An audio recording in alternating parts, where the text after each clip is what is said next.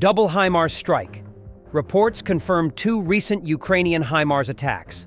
On October 30th, a strike hit a unit of Russia's 104th Air Assault Regiment of the 76th Division, Pskov region, near Skadovsk, Kherson region, using two missiles.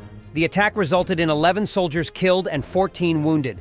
On November 1st, around 5 a.m., a second strike targeted an S-300 or 400 SAM crew near Mospine, Donetsk region, with 6 ATAK-EMS missiles, 3 intercepted.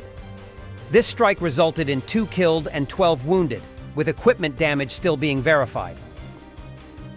In an effort to stop further attacks on oil depots in Feodosia, occupied Crimea, Russians have installed a Pantsir-S air defense system. In a recent attack in Feodosia, an oil depot was hit, after which it burned for several days and led to more than a dozen damaged or destroyed oil tanks. Soldiers of the Warthog Unmanned Systems Battalion of the 24th Mechanized Brigade destroyed two S-9 Nona self-propelled mortars.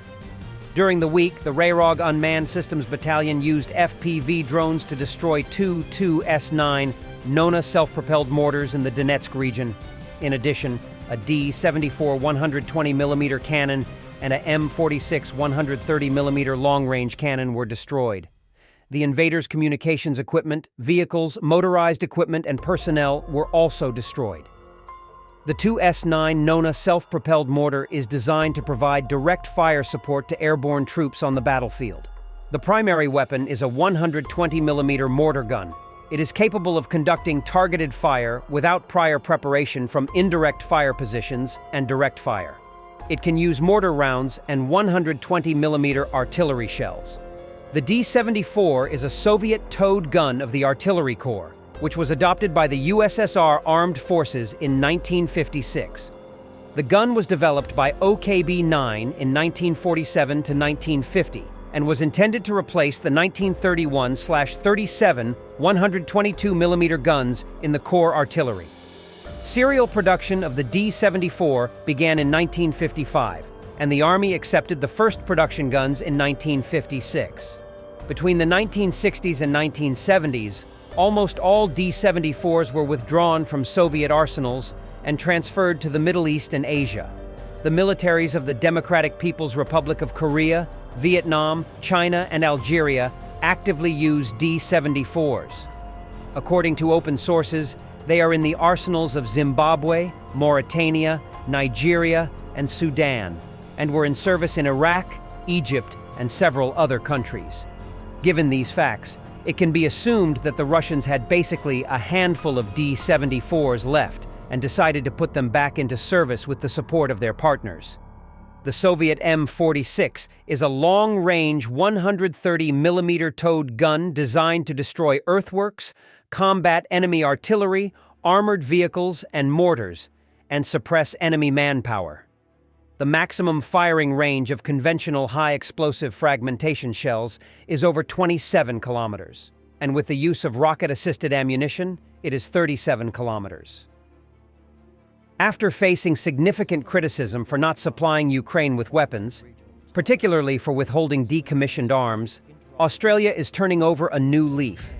Australia has transferred JDAM-ER to Ukraine after they had been decommissioned by the Royal Australian Air Force. This was reported by Australian Defense, an Australian specialized publication citing its own sources. The Guided Weapons and Munitions Plan, released on October 30th, states that Australia decommissioned JDAM-ER kits in 2021, along with the retirement of FA-18AB Hornet aircraft. The publication, citing its own sources, claims that at least some of these kits were later transferred to Ukraine as part of military assistance. However, it is not known when exactly and in what quantity the transfer to Ukraine took place. The use of the JDAM-ER in Ukraine was first reported in March 2023, but the weapon was supplied by the United States. Only in April 2024, Australia announced that it had supplied unspecified air-to-ground munitions to Ukraine.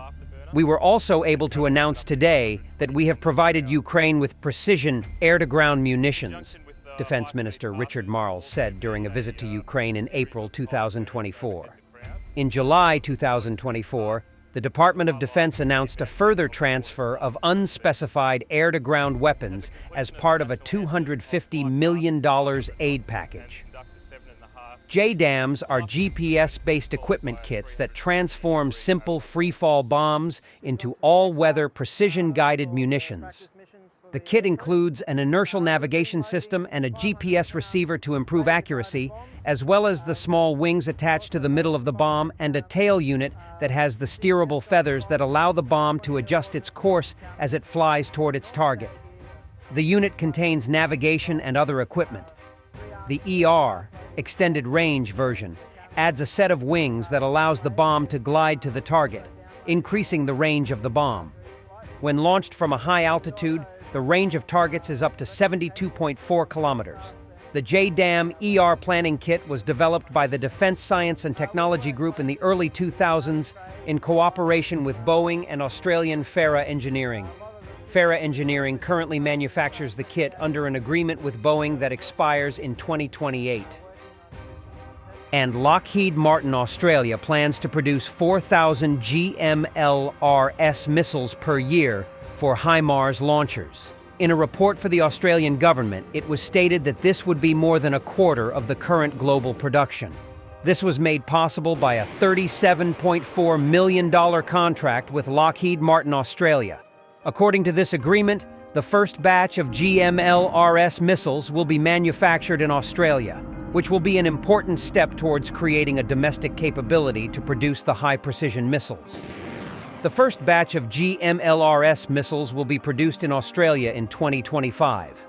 The contract includes the transfer of important technologies from the United States that are necessary for the production of GMLRS. Lockheed Martin Australia and Thales Australia have also agreed to develop the solid rocket engines for the GMLRS projectiles. The cooperation will also assess the possibility of designing, developing, and manufacturing various GMLRS components. In addition, the agreement will lay the basis for the engineer certification processes and the development of the technical skills for Australian workers. Australia will also acquire precision strike missiles, which are capable of hitting targets up to 500 kilometers away.